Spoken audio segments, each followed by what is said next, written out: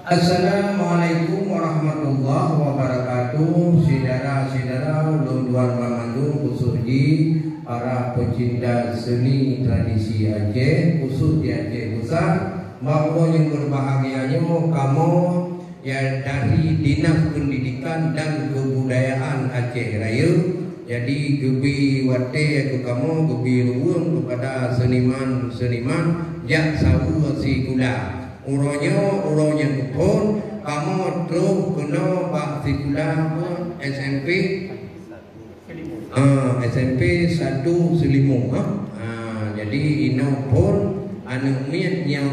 to be sosialisasi orang apa tu 80 bro ino agama lasa non dua. Alhamdulillah kamu memberi pemahaman kepada anu mian dan peduli dan sosialisasi khusus tentang seni tradisi Aceh, khusus di Aceh Raya dan seni-seni yang lain yang punya tak peduli ke sekolah-sekolah. Alhamdulillah ni bauronya senang pertama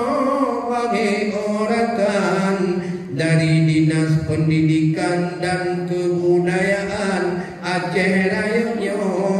ni baguranyo dengan seniman jasa wasikula arakan sinara bak SMP sanyo bagi erakan sino Selimung Bandung anunya ni baguranyo senang hanaban anu agam dengan sambino cerdas hanpakau hayo pikiran tidak dumanyang mukunang hanbaga bak muhim bunot laguna jawaban tentang rapai seni di sini oleh yang ada tentang zaman tentang mudike dalam ilmu dudo hikayat hai ada serudan nazam Bandung ke anak yang ubi di sini si anu puruna mubi pemahaman bagi seni yang perleda pakau ke anak-anak hendaknya dung muda sedang nyo guru-guru lima orangnya gedukung kamu para seniman menanci dari Dinas Pendidikan Kebudayaan orangnya kasajan kamu orangnya ujubang dalam doa Tuhan tidak acara lagi guna dukungan baik dari pemerintah danyo atau pusat hai ada dan DPRA Ujubo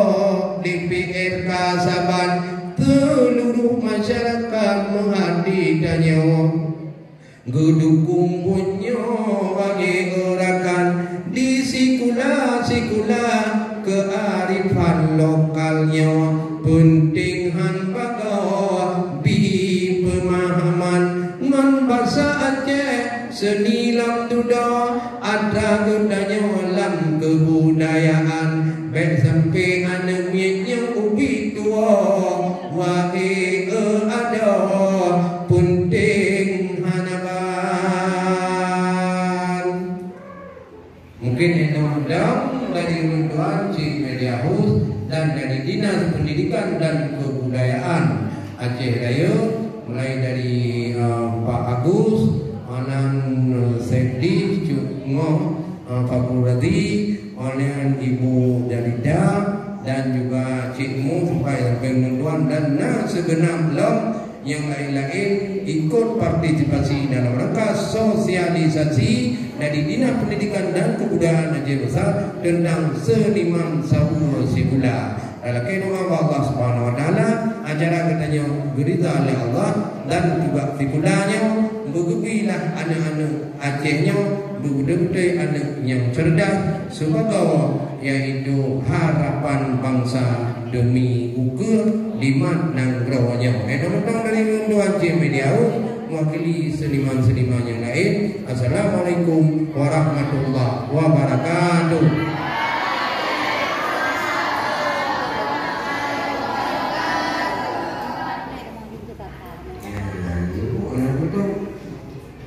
objektif.